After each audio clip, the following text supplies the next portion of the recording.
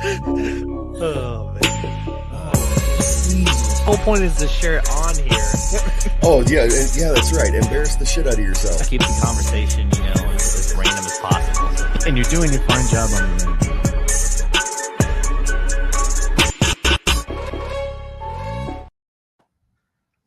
What's happening, everybody? Welcome back to JG's Lounge. We're back with another episode of StarrDumB tonight, and this was a hell of a last-minute show today. But you know what? Our guest Dalton goes, "Hey, man, you want to do a podcast about haunted houses?" I'm like, "Well, yeah, of course I want to do an episode about haunted houses. It's October, man." Dalton, how the hell are you, man?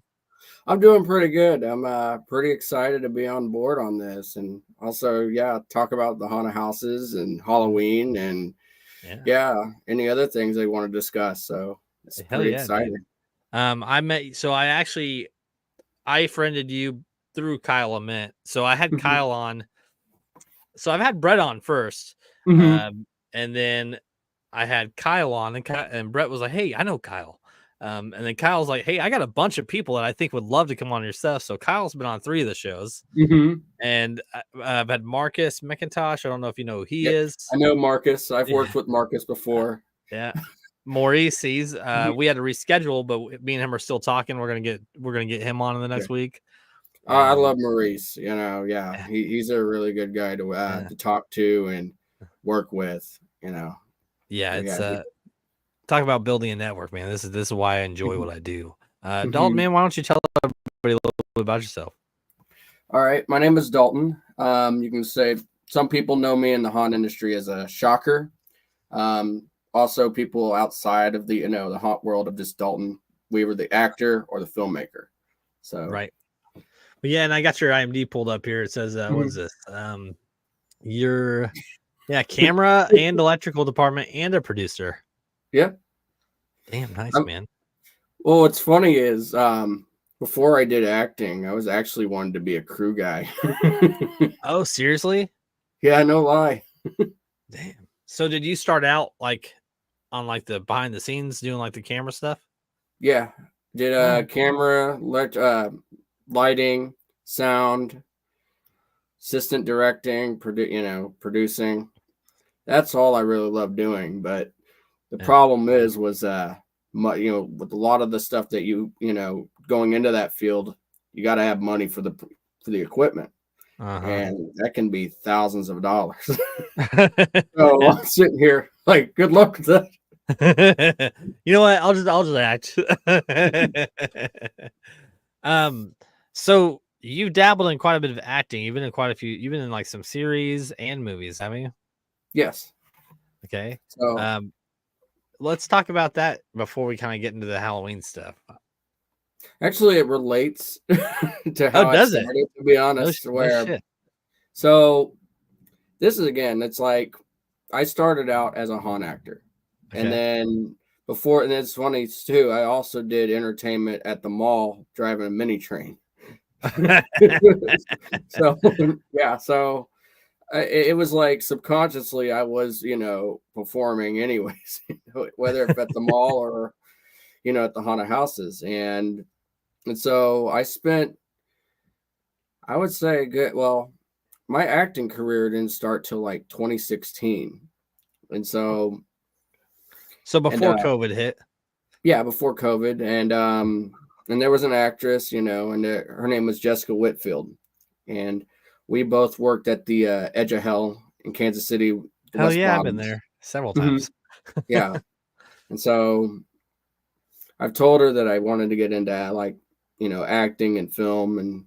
And so I got my first acting gig was a film called Child. And so I got to, pretty much play a ball dancer. Okay.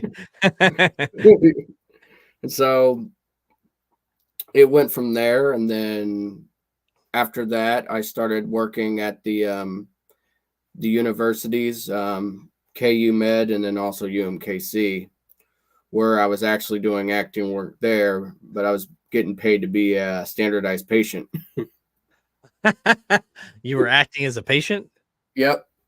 Getting paid to basically we having these different diagnoses, and med students would have to handle the situation or find the diagnosis. Hold up. So they actually that's a thing. People hire actors to do that. Yeah. I never even would have thought about that as an option. It's a lot of fun. I'm just saying, like, some of the cases you get paid to do, like, I remember one place where they just, bloodied me up and just told me to go into like the hospital and see what security would react. So that's good, man. So it was a lot of fun. They gave me like a fake switchblade and all bloodied up, shirt, clothes are ripped. The most acting I've ever done was being in Sam's Club, and they stopped us at the checkout, and one of the managers goes, "Hey, I want you to take this receipt and this basket full of stuff, and I want you to walk through the exit and see if they catch you, because this receipt's not the same receipt as what's in the basket." So they're testing their staff at the door, right? And they're like, even if they he says, they give you any trouble, obviously we're going to take care of it. And basically they said, once you get through, come back, we're going to buy you guys whatever you want from the food court. So I'm like, okay, whatever. So I mean, we probably got like $1,300 worth of product in the basket, and the receipts not even the same items. And we walk through, the lady just kind of looks at the basket, looks at the receipt, swipes it, and gives it back to me. And I went back up front. And they gave me this look like, "Are you kidding me?" Because they just let us go. So we're sitting down eating like pizza and hot dogs, and we see him like go pull the employee off the exit door. But that's about it, man. I mean, I do a lot of you've been following me a little while. I don't know if you've seen like the stupid skits and stuff that I make. I do these little like 1 minute clips where I'll like reenact like a stupid news article or something just for fun. Right. And people like it, man. It's I enjoy doing it because it's just my creativity, I can't do stand-up, but I do like to be funny. Right. Like you were saying, reading an article and trying to rephrasing it, but putting in your own little tone. Yeah, there was one where like this nurse got fired because a patient died in one of the rooms, and she stole his wallet to buy snacks out of a vending machine. So I just like reenacted the scene, like if I was the nurse, and I like walk by the vending machine, and I'm like, oh man, I forgot my wallet. And then like you see me sneak in the room and go, oh, he's dead, and like take his wallet, and then I end the scene with me snacking on some chips. It's just stupid. It's so dumb, but I mean, it's just fun. Right. Go ahead. No, you're good, man. Go ahead. I was gonna say was I think the only thing I ever do similar is this those little reface apps. Yes. I get sometimes I have a couple friends I'll do where we'll do back and forth. I'll sit there and just put them in a scene and see where they react, and it's like that's good. Kind of go to war at that. So how did you get involved in haunts and haunted houses? So it's funny, when I first started, it was actually with my dad, and we were going all the way down to New Jersey, and the guy that was, at the time was living, I'd say, working with my dad. He was the one that was trying to get this haunted corn maze set up. And so basically went down to New Jersey and bought a bunch of like costumes, props, all that stuff, and then driving back. And so we would go in during that time, where the fall is. They went in and built this cornfield, tore down this cornfield, and it was like KU Jayhawk design. Okay. So it was like pretty cool. So it was on the newspaper and stuff like that. And sweet. That's sweet, man. Yeah, it was a lot of fun. And so I was about 10 years old. Of course, my dad thought at time wanted me to be the candy person, and I kind of cried about it, and I just wanted to go scare. Yeah. So it's like, okay, well, you go scare her. And so they dressed me up like a vampire, and I just go run around the cornfield scaring people. Hell yeah, man. That sounds like that's so much more interesting. Like whenever I watch Mhm. like horror films and stuff and you Mhm. have the kids that are in them, I'm like, I Mhm. bet that kid had so much fun making the movie. Like they might, yeah, it looks scary from watching it, but that kid probably had a blast doing Right. that scene. Mhm. Because it brings the joy out of it. Like in you, and I feel like it was a lot to learn, even when you're running, and then also you're hiding in the cornfields and you're sitting there watching people, seeing, when they come, and then you jump out screaming loud, and you're like Yeah. seeing them freak out. And you're not going to get in trouble by your parents. So it's like, Oh no. that's good, man. So you started at 10. All right. Yeah. So, I mean, were you watching horror movies at a pretty young age too? Oh yeah. I grew up watching Nightmare on Elm Street, Yeah. Friday the 13th, You Hellraiser. you remember Tales from the Crypt? I do a little bit. It was Okay. funny. I actually met the guy at Crypticon. The guy who played him? Oh Yeah. yeah, dude, that's sweet. My wife would be jealous, man. That was her boyfriend. Oh. Yeah, dude, I grew up watching like the original Evil Deads with Bruce Campbell Mhm. and just off the wall classic horror, like some of those cult classics. The Mhm. original The Thing, like Young Frankenstein, which is comedy, but like Mhm. just I love horror, man. I love scary stuff. And nowadays it's hard to really scare me, so it's like um Mhm. I look for that. I like jump scares sometimes. Sometimes it just annoys you. Like you ever watch a movie and the jump scare is coming and Right. like you still fucking jump. Mhm. That pisses me off. uh for your roles though, like for doing this, how did you exile that's where you're at now, but Yeah. before that you said you were at Edge of Hell. Mhm. So have you done multiple different haunted houses? I actually did. So I started out at the Chambers of Poe. Yeah, It's dude, that the one was old. so much fun. I was so mad they got rid of that one. Yeah, that was my baby. When before the corn mazes. My Yeah. first ever haunt paid job was at the Chambers, No shit. So and you were a kid.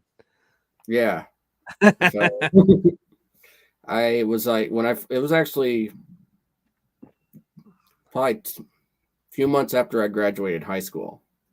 And Okay. so I started there and then worked there for a couple years. It's a very interesting, environment, especially Mhm. like with the history behind it being, the old catacombs. And Yes. then Dennis Kingsolver, if anybody knows who he is, he was the original owner of it. And then the history behind that, him passing away, well, dying in it by the elevator shaft, and Yeah. then the place being haunted. So Yes. Is that really what happened though? I mean, yeah, you hear the speculation. Did he actually die in that elevator shaft?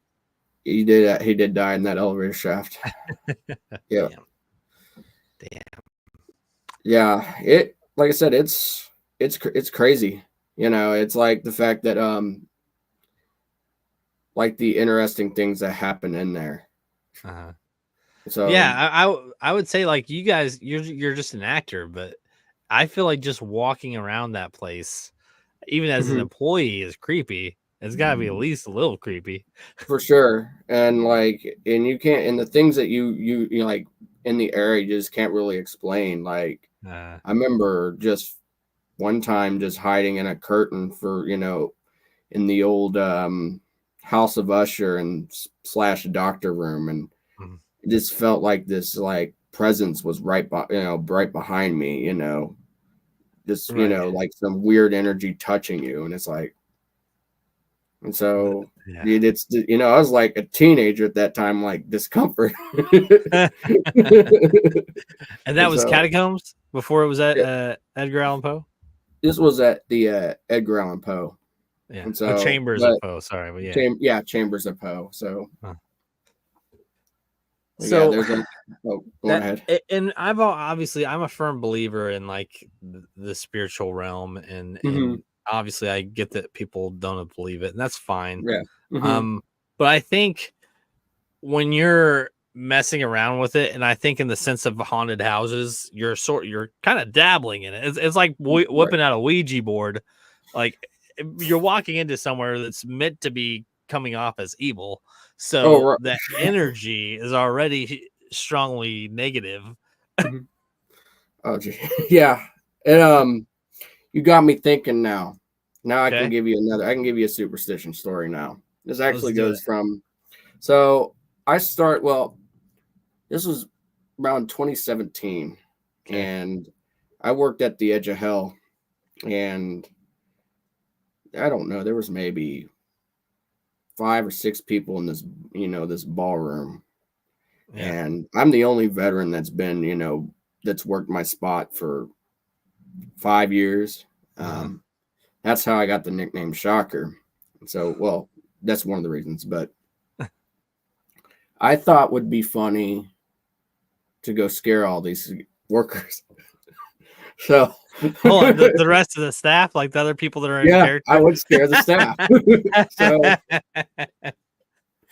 So I, of course, would, sneak in, because there was this little doorway that goes in. So I would sneak and go into the doorway and just pop in and scare them, or come back, run back to my spot, or go find another person, scare them. And then, so of course, one of them at that time was, ex-girlfriend, and she was like, I'm going to really get you. And I was like, okay. And so it was superstition wise, my room is, that it's strobe lights. So I'm, that's when it triggers, the strobe lights kicked in. One night, the strobe lights goes off. I'm like right behind this curtain, because I usually, when people come in, it's usually when the strobe lights goes off and there's that pitch black. So when that usually it's the, when the light comes on is when I get them.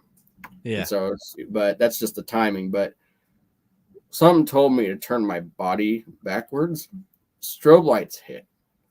I see, for some reason, thinking it's her. Seeing her right on the ground, like, like she is like some, tiger, tiger position, like she's gonna jump out. And I'm sitting here startled as shit, scared as shit.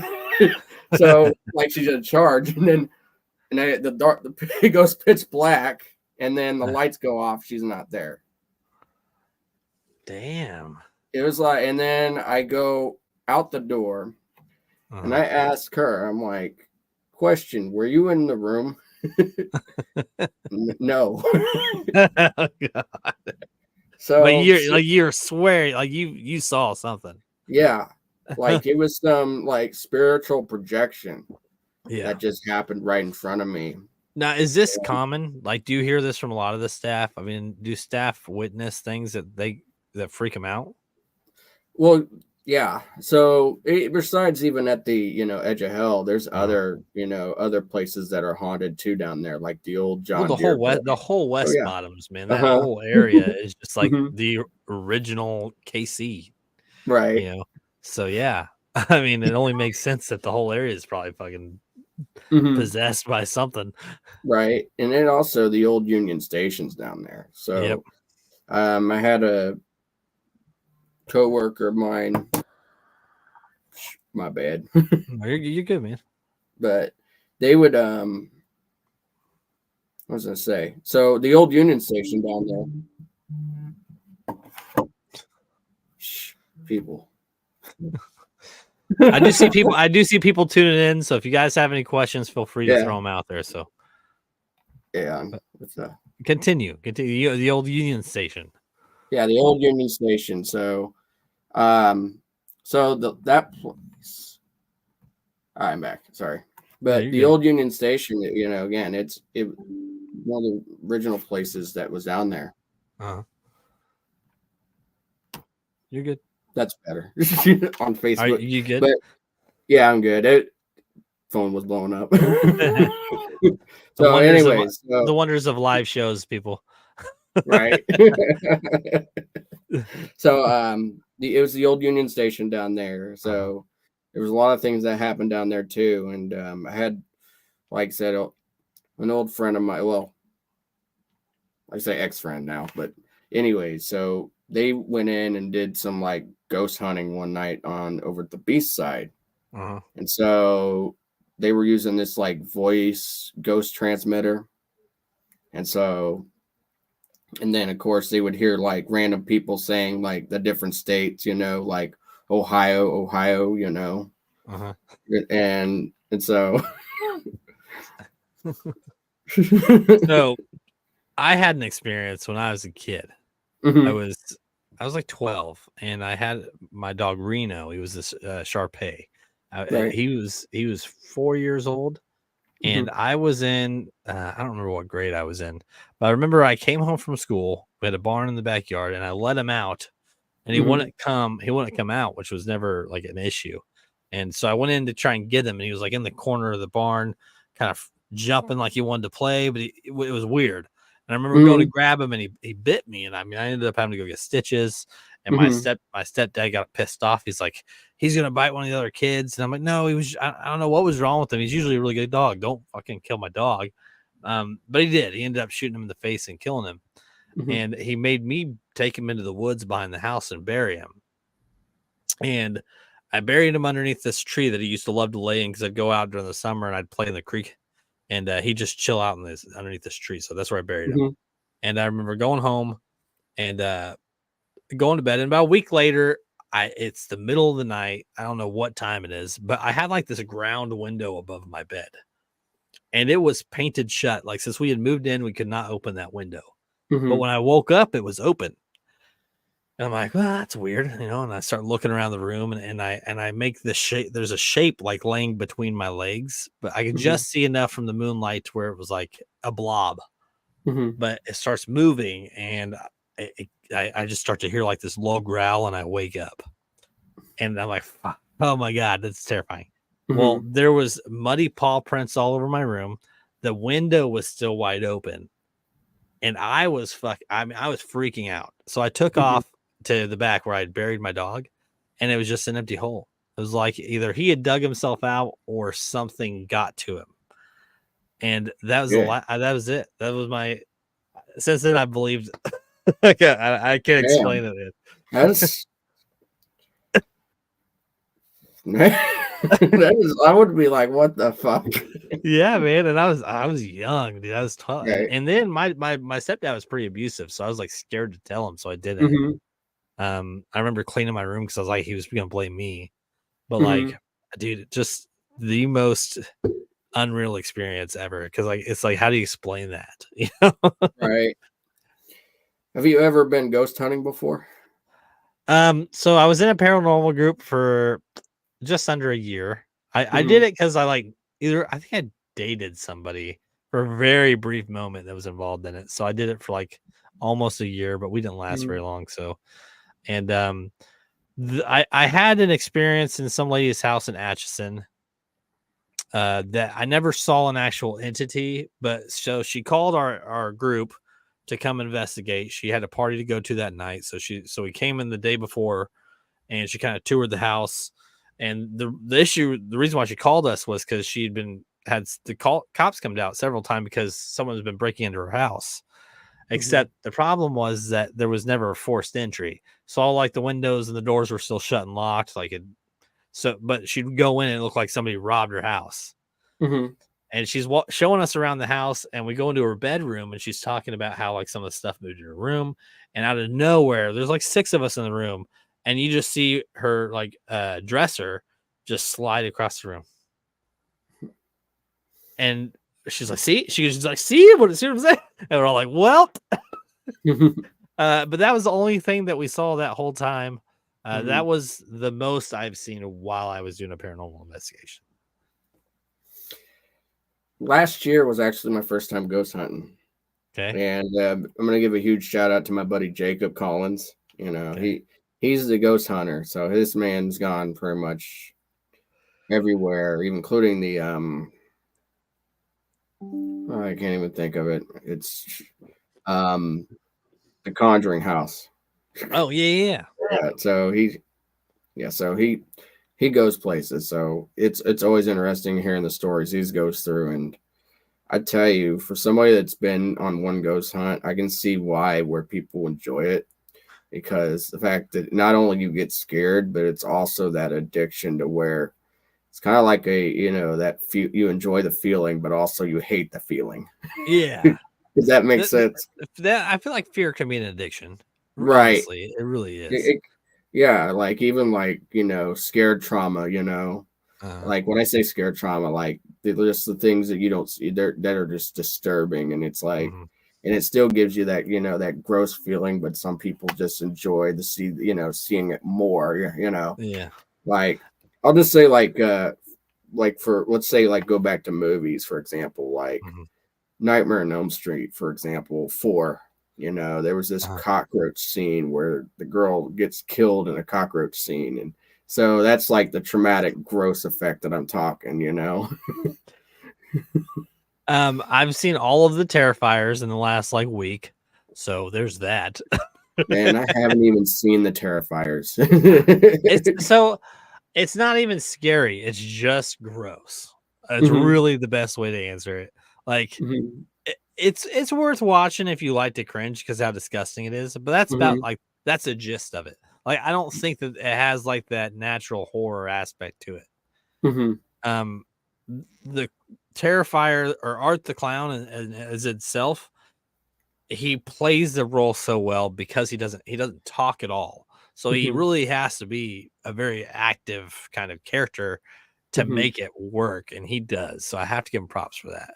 But the shows themselves, in my opinion, aren't that great. Like being somebody who's a horror fan, it's the only thing in it is gore. There's not really any scare tactic to it.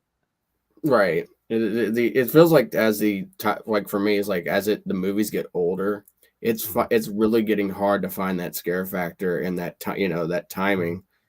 But that's why. And let's talk about that from what you're doing now. Like as a actor in a haunted house, which this year you're in a haunted trail, which is badass. Anybody who hasn't been exiled, it is a lot of fun. The bus is phenomenal. It's been probably 3 years since I've been there, but I remember having so much fun after I peed because I had to pee so bad going in there, man. And if anybody wants to go to a haunted house and get scared, don't have to pee really bad, because I swear the first 20 minutes I didn't care what jumped out of me. All I was focusing on was not pissing my pants because I had to pee so bad.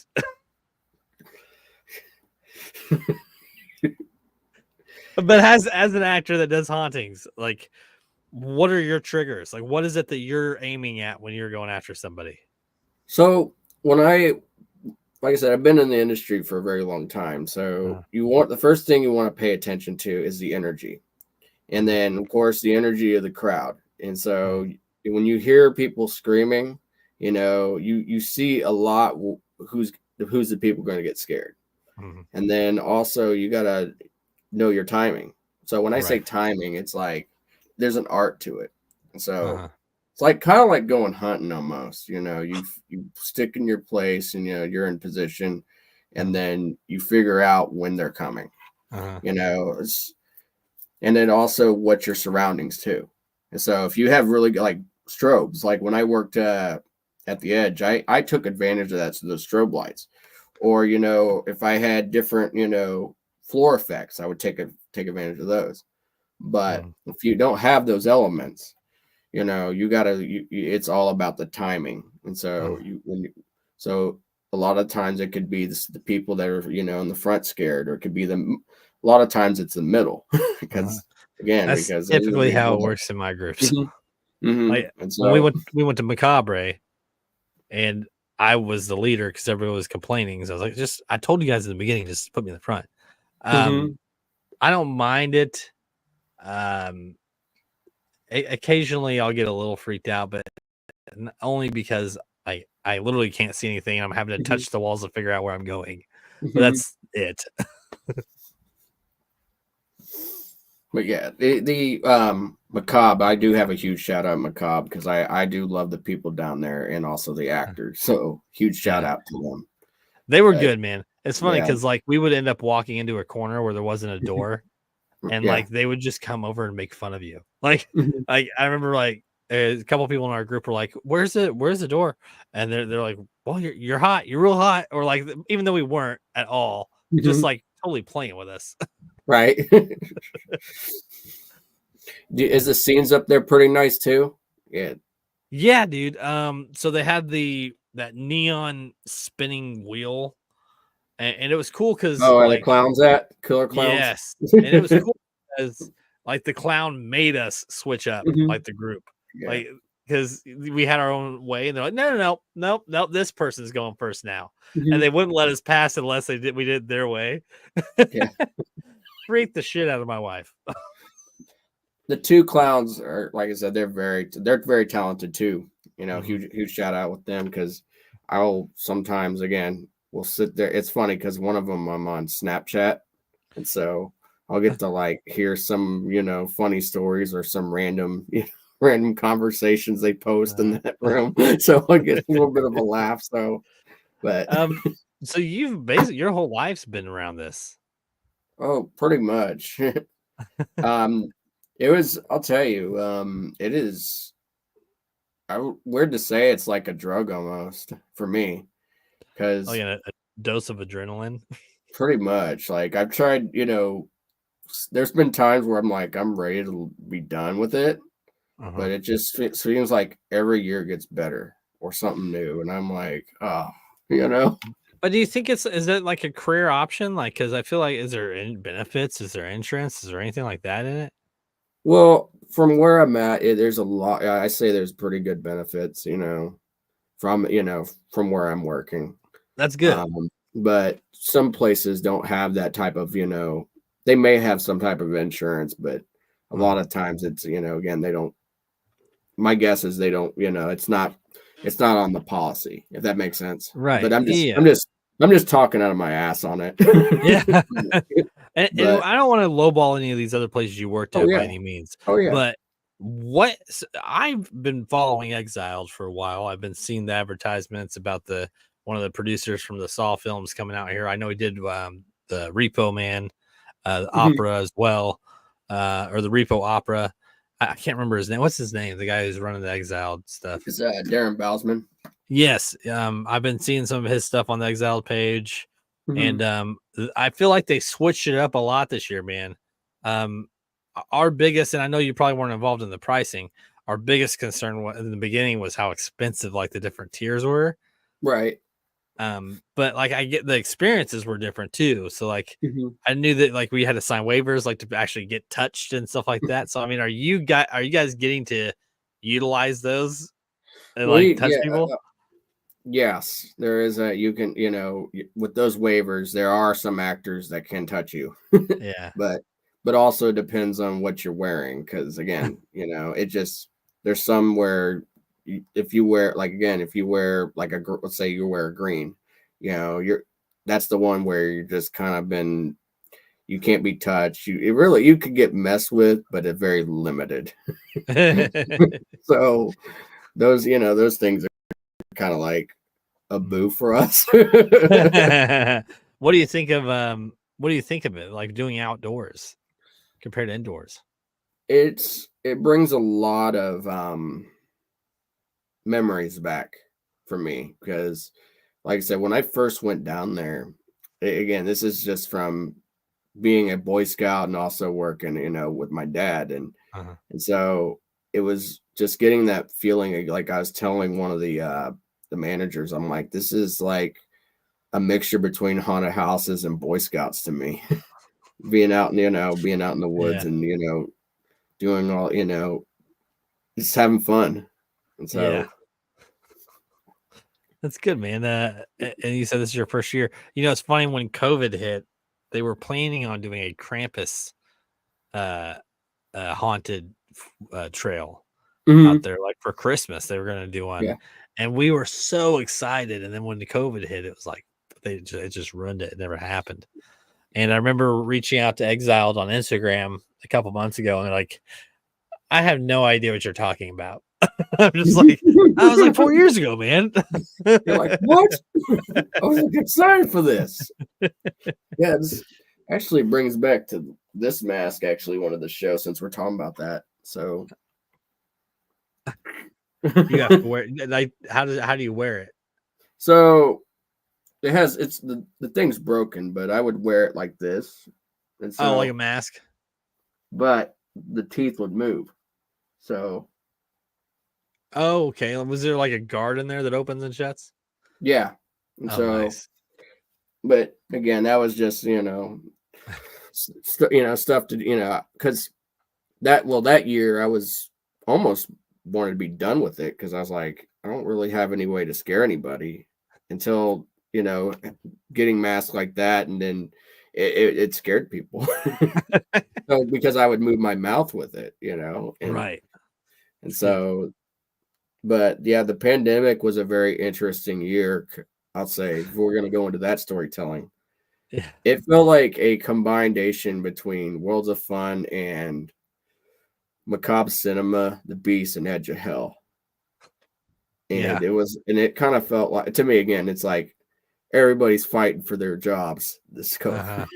Well, and are haunted houses even considered an essential thing? Probably not. No, but I think at that time it was bringing that little bit of a holiday joy into it because, and also give people to go out because I know that was a very tough time for everybody. I'm sure Right. Yeah. I do think that this year was better as far as the lines being controlled down the West Bottoms, because it's time frames, and like you have to go through a voucher station, which is great because that means that the lines at the actual each individual one, because you have to go to the waiver station, you get your waiver, and then you go to whatever house. It's good because there was no lines.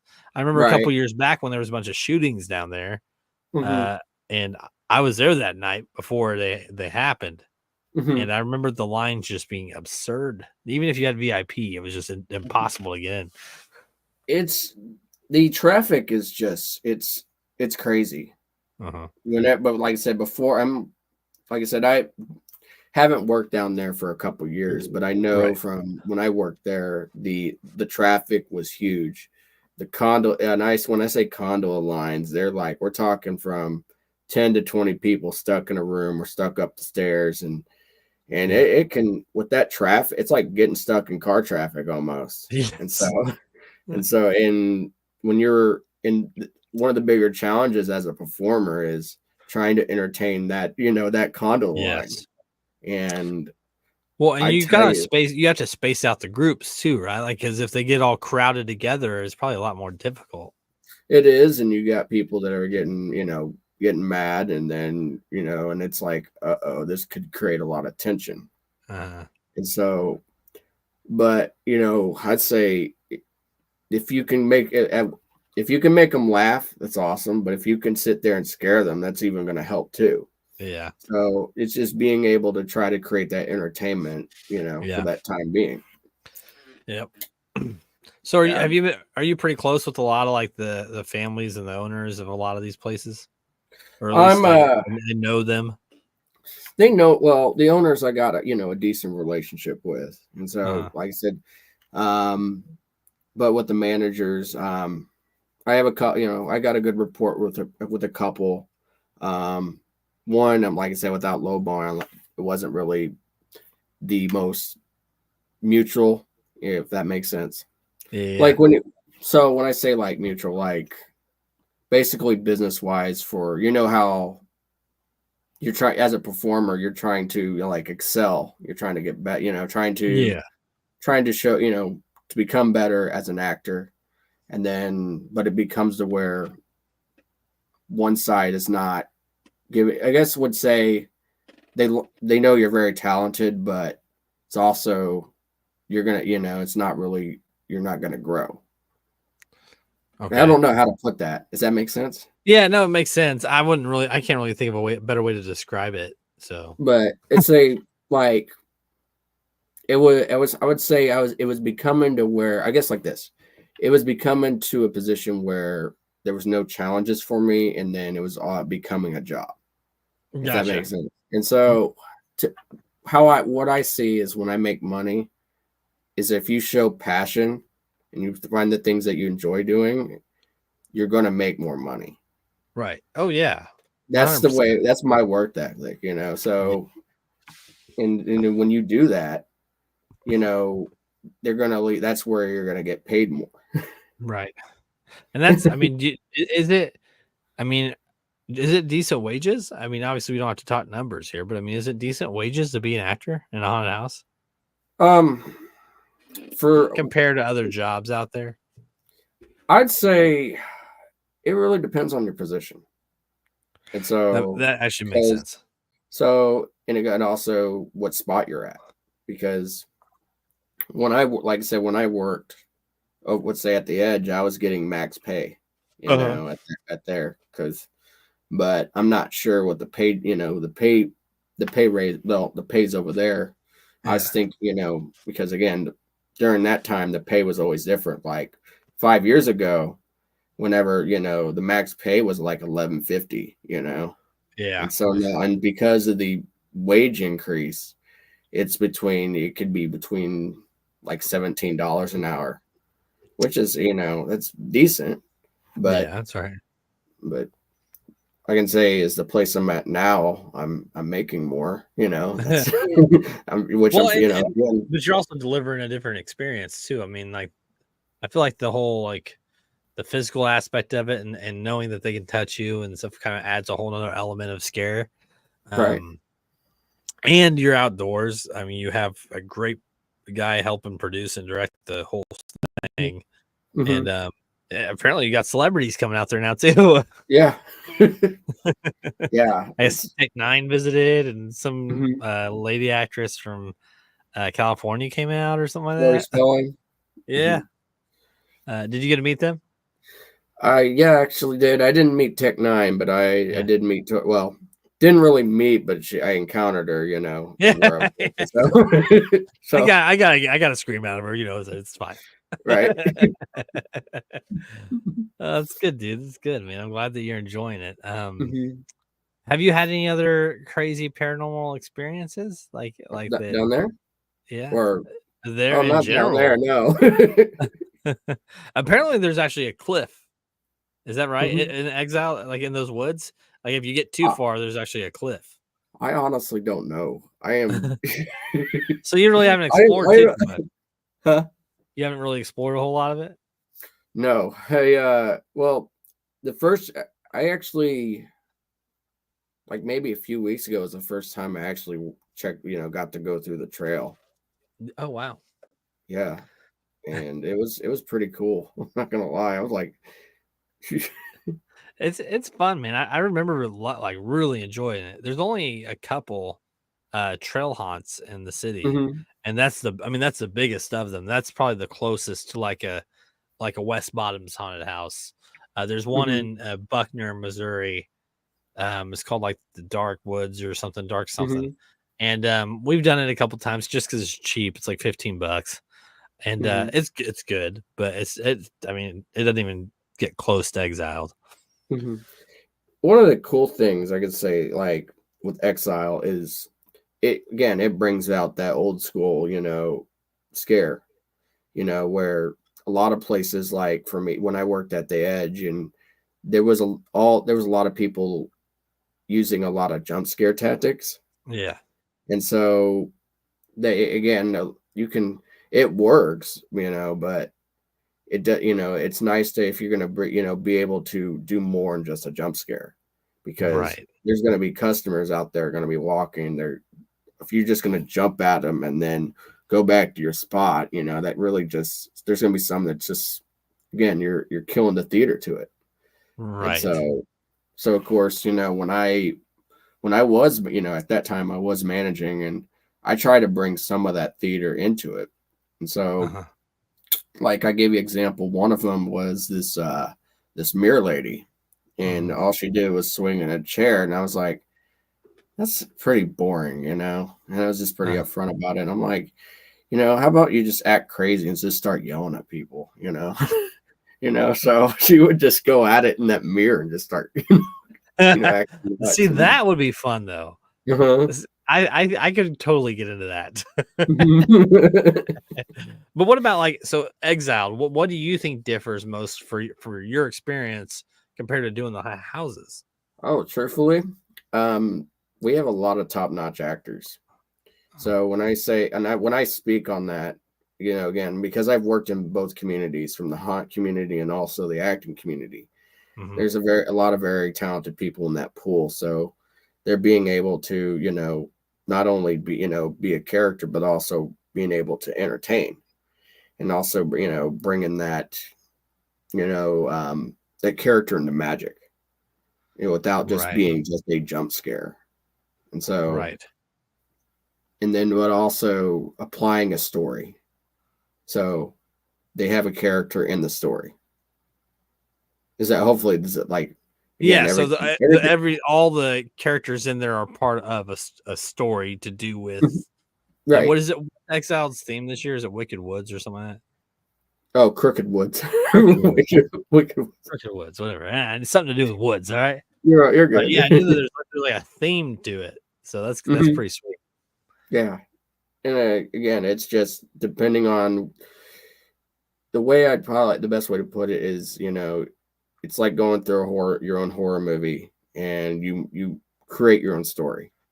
And the farther you go into it is, again, that's, depends on what you're going to pay, and then also what your experience is. And I definitely highly recommend anybody to go check it out. I do too. And so, and again, right now the second tier was about $100, but now it's went down to 60, and that's for both the trail and the carnival. So, which is a hell of a deal.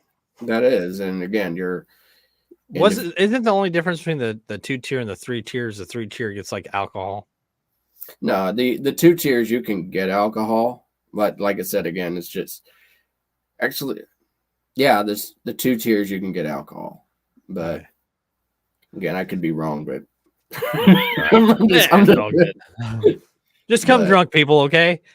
Yeah, just come drunk, have some fun, That's good, man.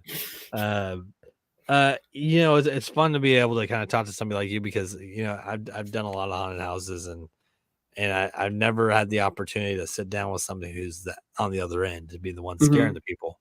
Have you ever felt sorry because you scared somebody so bad? Actually, well, once. This was kind of my go to hell story, and again, no, this was probably like high school. Okay. And this was me and my buddy Dylan, had this Dylan, did this project, and we thought maybe doing some jackass, video, and so we would go around. We had this weird mask. We'd go around jump scaring people. So again, we were right next to the sped room, the very low motored, kids, know. So us sitting there in that room, well, we were scaring people, and apparently one of the kids went in and got scared so bad he punched his teacher. And so, of course, she's running right into the nursing, the nurse's room, and there was also the nurse's room right next to us too. And so, I just remember the nurse yelling at us, saying, "Stop! Stop!"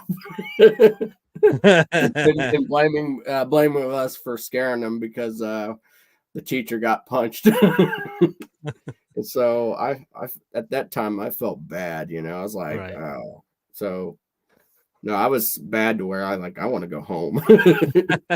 I remember in 7th grade social studies, I had we had a special needs kid, and they had their para teacher or whatever, and I remember raising my hand to tell a joke, and I said that NASA means that they need another 7 astronauts. Some of the class laughed, and then the para teacher looks at me with this dead stare, and they pull me from the classroom, and she's like, "You need to think about what you're saying and the crowd that you're talking to, because my son was actually practicing to be an astronaut in NASA, and he died during training." And it was like made me feel like the biggest piece of shit for doing like a little NASA joke. I felt so bad, man. I felt so bad. But I still think about it. Yeah, right. And those again, it's like those little things. It's like, oh shit, man, that was a go to hell move for me. Yes, that was definitely one of those moments. Yeah. But yeah. So, do you still dabble in like the acting side of it too? I mean, do you still act in new film? oh yeah. I actually right now, it's funny story talking about that. I was actually not only working at Exile, but I was also acting for a feature film on those same weekends. So, Southern Fried Is it the one they're Romance. working on right now? Huh? Is it the Lifetime film they're working on right now? It's like a Hallmark. Yeah, it's called like Girl in the Garage or something like that. No, it's Southern Fried Romance. Oh, okay. See, I've heard of that. So I'm playing in that film. I got a supportive role. So so it's pretty much been crazy acting at night, doing Exile, and then waking up super early in the morning, acting in that movie. So it's been so in other words, you're getting a ton of sleep. Oh, maybe lucky, maybe 4 to 5. On a Wednesday or Thursday, maybe you get your 12 hours of sleep. Oh yeah, like that's my like recharge days, and I'm like, stay in your pajamas, don't leave the house, curtains drawn. That's pretty much, and then junk food. Yeah, that's yeah. Are you a big like movie connoisseur too? Do you like a lot of horror films? Oh, like you said, movie concerts? Connoisseur, like you enjoy watching a bunch of horror films, or no? I do. Not really anything new particular. I've kind of got to where I'm burned out seeing like, just new things being added. It's kind of like, but there's a couple exceptions, like the new Alien movie that came out this year. So that Romulus, was really good. Was that pretty good? Yeah. It was good. Okay. Romulus was great. It's not. Yeah. What was great, I loved about it, it actually brought that old feeling of Alien back. Okay, that's good. So that, to me, that was good. And then also a year ago was Saw 10, I think Saw X. And so that was a really good one in my book. So okay. So those are the two that I would say. But as for like new things wise, like the new Hellraiser they came out, I didn't really watch that. I think it was called, I know it's on Hulu. It's on Hulu. Actually, my wife and I were discussing watching it recently. I don't know. We haven't done it yet. The original Hellraisers were fantastic. Oh yeah, like the first one through the fourth one were my favorites. So I had an experience watching the Hellraisers, and this, even today, bugs me. And the reason it bugs me is, so I lived in an apartment in Colorado back in 2011, and we were binging the Hellraiser movies. And at some point, I fell asleep in the living room. My buddy was on like the recliner, and I remember the whole night. I remember I was facing the back of the couch, but I was vividly seeing the living room and the TV playing the movie.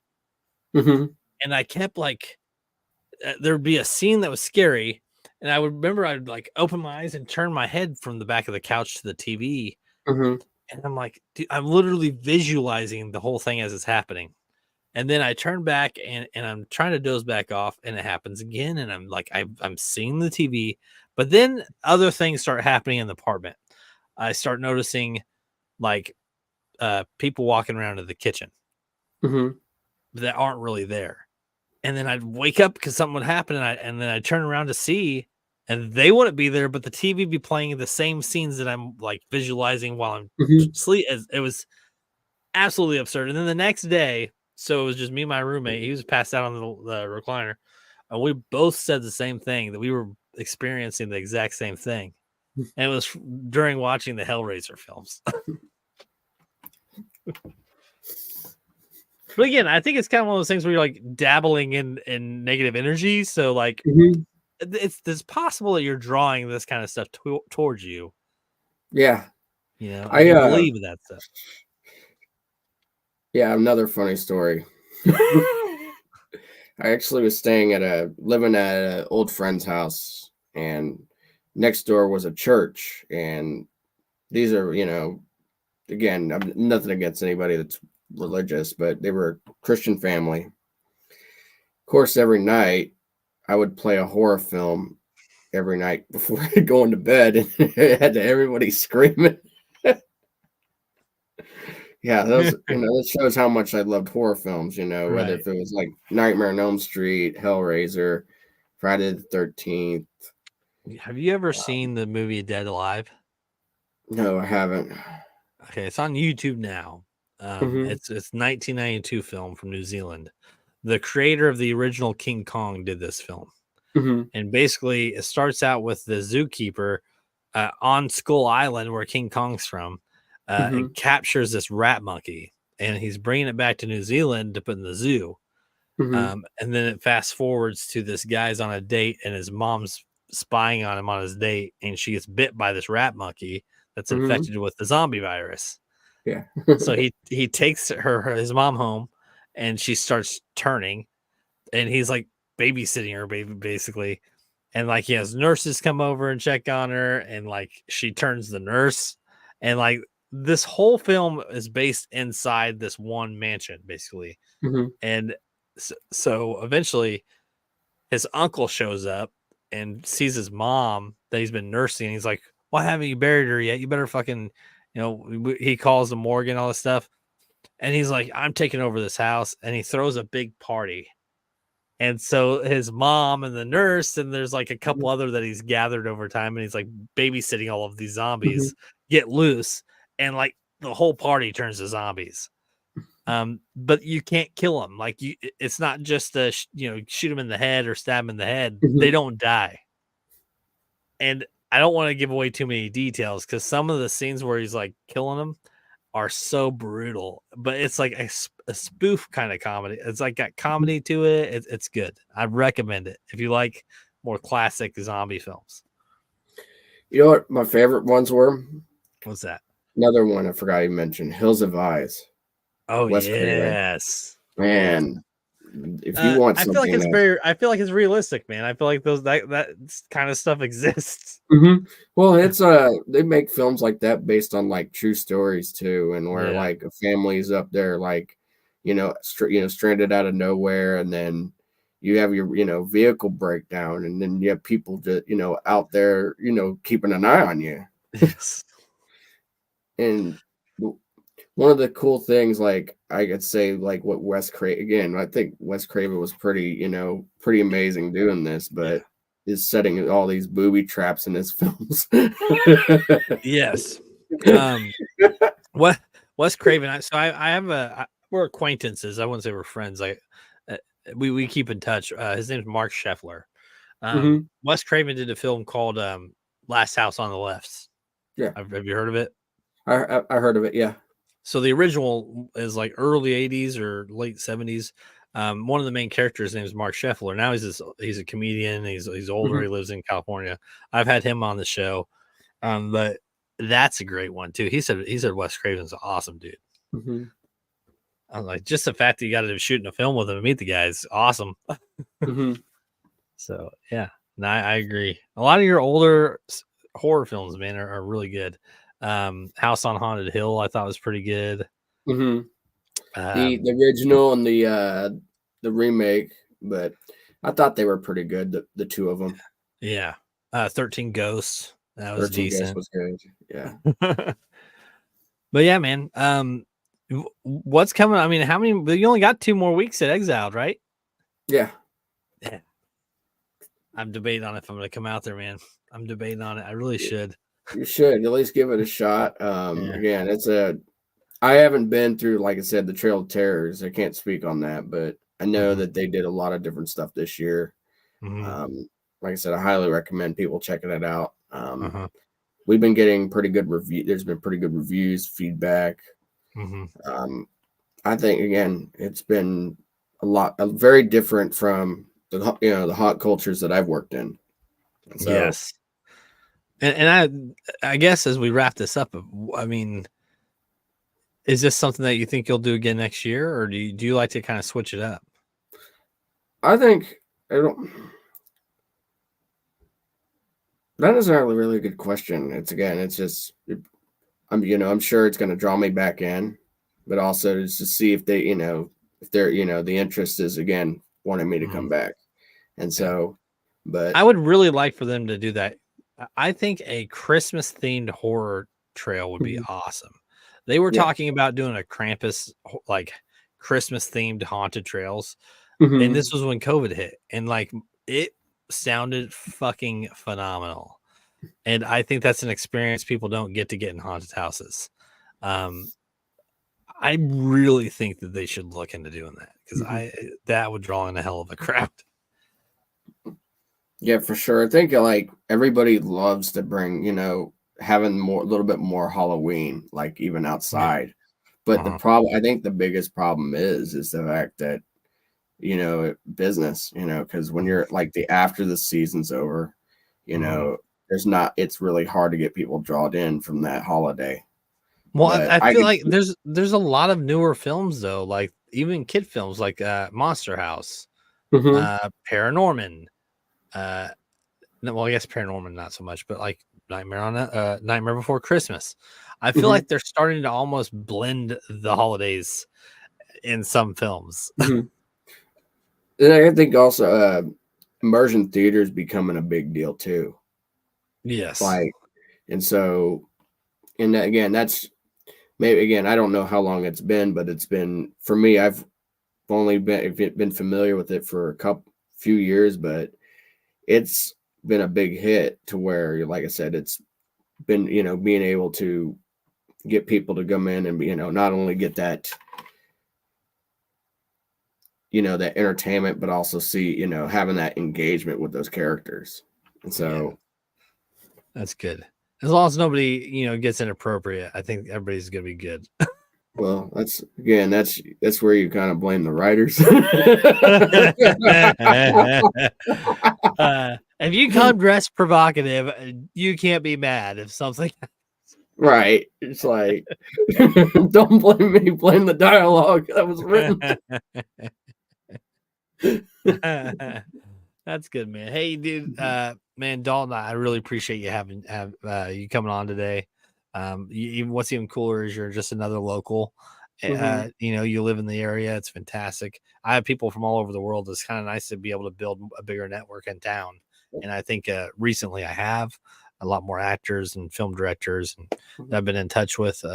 Shout out to Kyle Lament for actually that's how I got your name, along with several others. And it's good, man. I'm excited to see where my show goes, or where my network goes.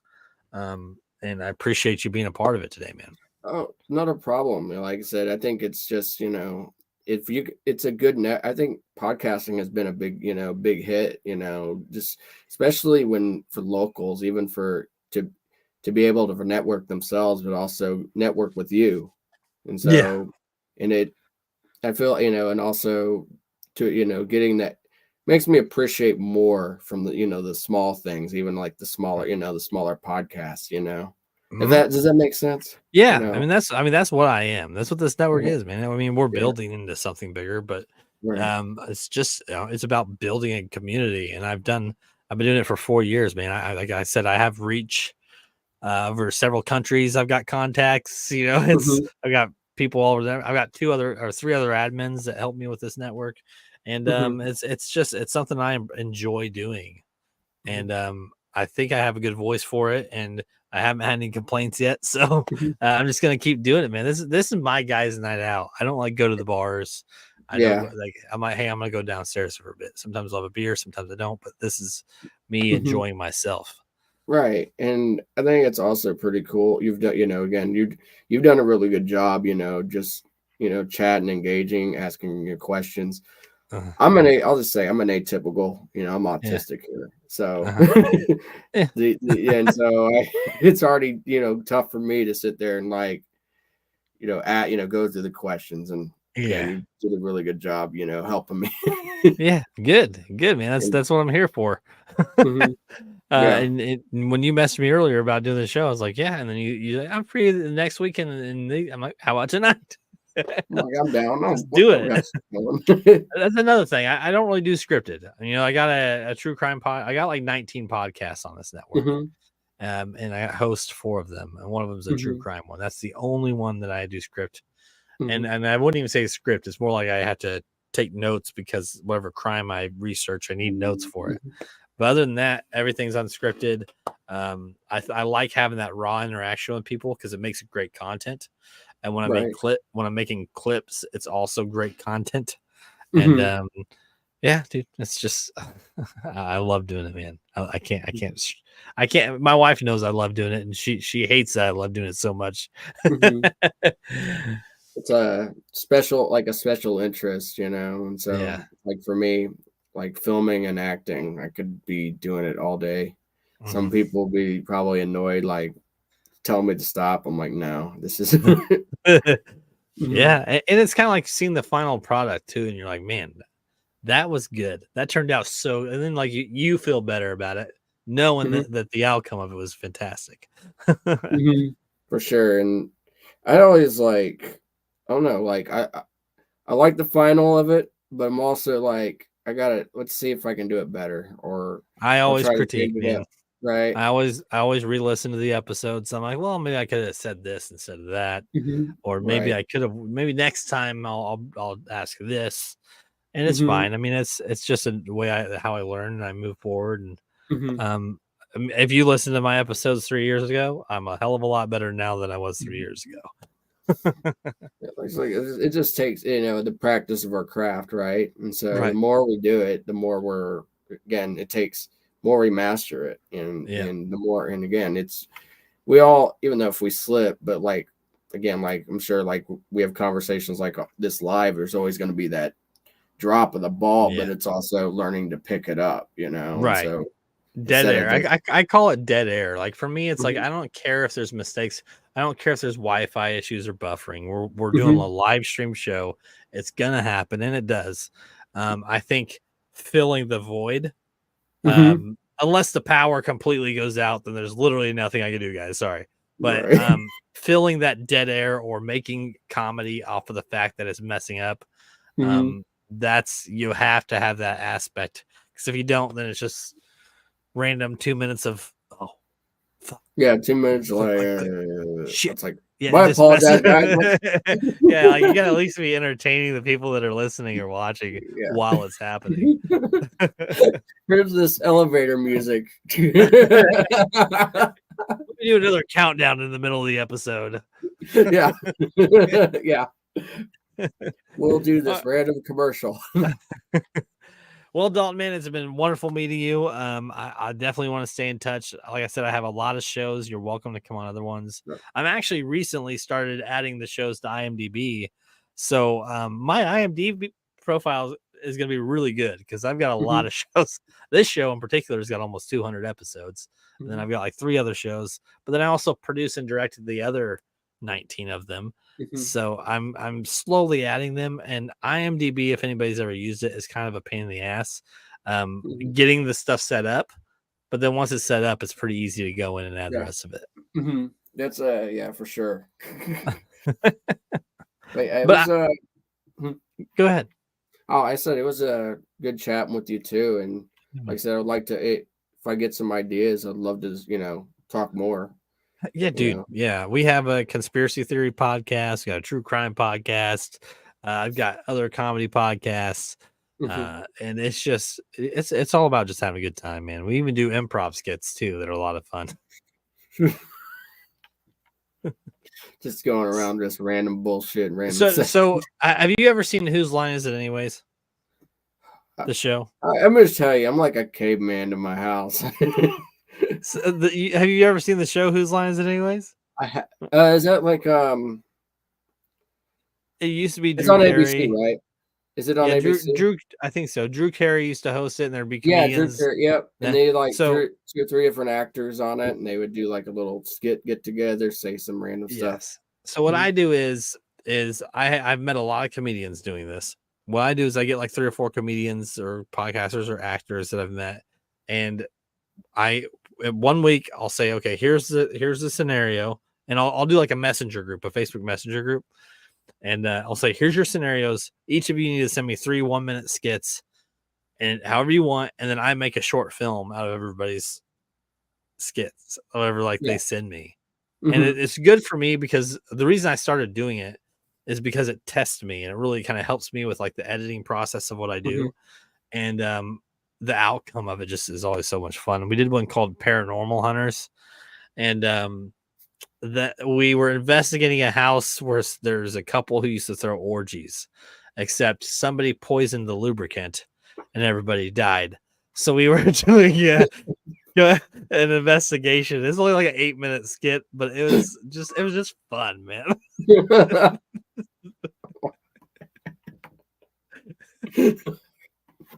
Exactly. But we do stuff like that. I bet that was just I laughed my fucking ass off. Oh, it's good. I'll send you a link to it because it's fun. It's only like 8 minutes long. It's worth a watch.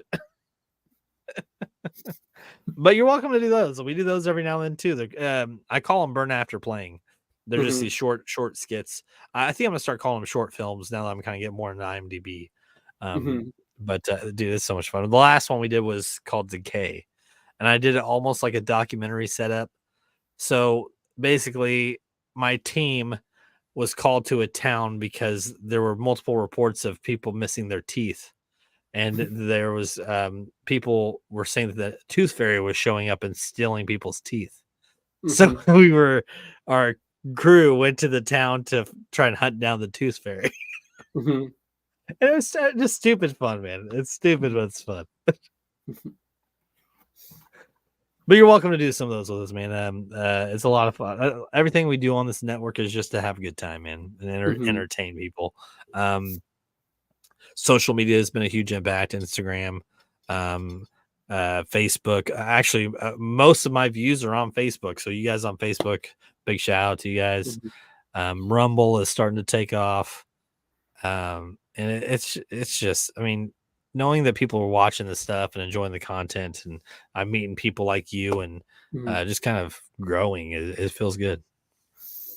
I wanted to also say a huge shout out to Brett, Kyle, and then also Maurice, on here. So having those guys on here pretty much influenced me to get in here, because dude.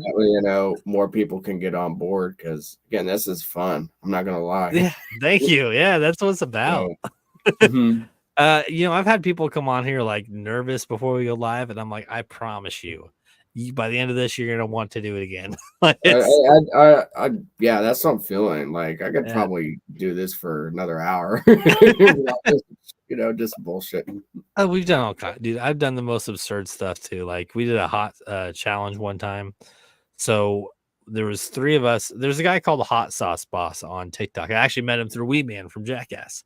And I said, hey, I want to do a show, and I want you to come on. And he's like, okay, what are we eating? So we did ghost pepper noodles, and we did something called the toe of Satan. And the toe of Satan's like the hottest sucker in the world. And it was just so fun, man. There was just 4 guys just burning the shit out of their mouths for like an hour and a half. But people watch it, people enjoy it, and it's fun, man. I can't complain. So well, I'll definitely have you back on, man. This stuff's a lot of fun. So I'd be happy to have you back on, dude. For sure. And then like I said, I'll keep me posted if you get a slot open. Yeah, if we just just talk about whatever. Yeah, man. Yeah, of course. I don't know how early you get up, but sometimes I do early shows too. Mm-hmm. Yeah, early coffee. Yeah. All right, everybody that's been tuning in, or everybody that's going to tune in later on, we appreciate you guys. Check out Dalton Weaver. You can find him on IMDb. You can find him on Facebook. He's got films out there. I'm sure they're probably on some of the platforms. Mhm. And check him out at Exiled, man. He only got 2 weeks left. If you're in the Kansas City area, go check him out, man. Also, a huge shout out to anybody that's watching this right now. So just want to say thank you. Yes, until next time, everybody, we'll see you around. All right, see you around. All right, have a good one.